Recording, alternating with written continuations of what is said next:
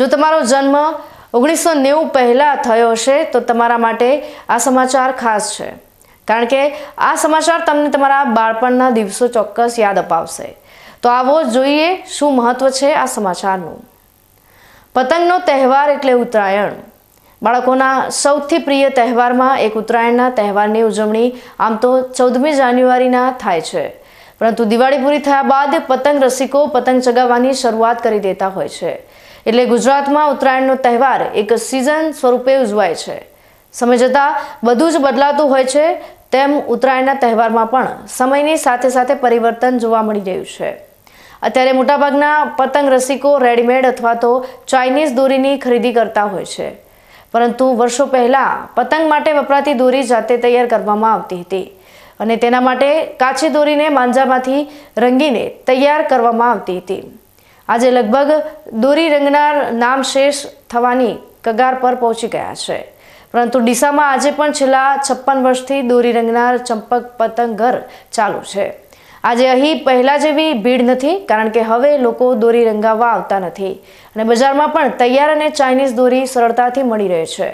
ત્યારે એક સમયે ઉત્તરાયણની સિઝનમાં દોરી રંગાવવા માટે ભીડ જામતી હતી, તે હવે જોવા મળી રહી નથી। દોરી રંગવા માટે સૌથી પહેલા માંજો તૈયાર કરવામાં આવે છે। સાબુદાણા અને ગ્લાસ પેપરનો એક ગોળ તૈયાર કરવામાં આવે છે અને ત્યારબાદ તેમાંથી દોરી પસાર કરીને રંગવામાં આવે છે। આ દોરી પર માંજો લાગ્યા બાદ દોરી મજબૂત બને છે અને રંગ પણ આવવા લાગે છે। અમારે ચંપકભાઈ દોરીવાળામાં 60 વર્ષથી દોરી રંગવાનું કામ કરીએ છીએ, જેની શરૂઆત મારા દાદીએ કરી હતી અને એ જ કામ મારા પપ્પાએ કર્યું હતું અને આજે હું પણ એ વ્યવસાય સાથે સંકળાયેલો છું। અને અમારી દોરી જે સાબુદાણાથી તૈયાર થાય છે અને એ જ ક્વોલિટી અમે અત્યાર સુધી જાળવી રાખી છે અને અમારા જે ચાહકો છે જે દોરી રંગાઈને વાપરવાનો આગ્રહ રાખે છે એ પોતે તૈયાર દોરી નથી વાપરતા, ચાઇના દોરી પણ નથી વાપરતા। 2-3 કલાક લાઇનમાં ઊભા રહીને પણ અમારા ત્યાં એ લોકો દોરી રંગાવે છે અને બનાસકાંઠા જિલ્લામાંથી અલગ અલગ જગ્યાએથી લોકો આવે છે જે અમારા દોરી રંગાવાના ચાહક છે, એ લોકો અહીંયા ઊભા રહીને પણ દોરી રંગાઈ જાય છે।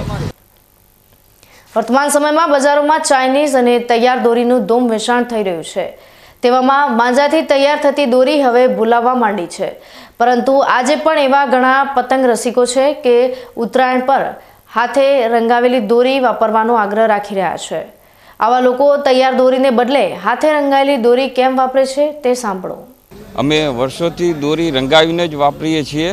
ચાઇનામાં તૈયાર દોરી મળે છે, જેમાં ગવર્મેન્ટે મનાઈ કરી છે અને તૈયાર ભરેલી દોરી પણ મળે છે। એના અંદર અમુક ટાઈમે ઘૂંચડા આવી જાય છે કે દોરી ઓછી પણ આવે છે, એટલા માટે અમે છેલ્લા 20 વર્ષથી અહીંયા જ ચંપકભાઈ દોરીવાળાને ત્યાં પવડાવી અને દોરી પવડાવેલી જ વાપરીએ છીએ।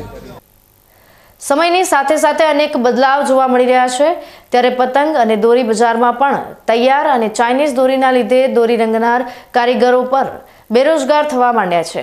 ત્યારે લોકોએ પણ પર્યાવરણ માટે ખતરનાક માનવામાં આવતી ચાઇનીઝ દોરીના બદલે જાતે રંગાયેલી દોરીનો ઉપયોગ કરવો જોઈએ, જેથી પર્યાવરણ અને જીવનની રક્ષા કરવાની સાથે સાથે દેશી કારીગરોને પણ રોજગારી આપી શકાય।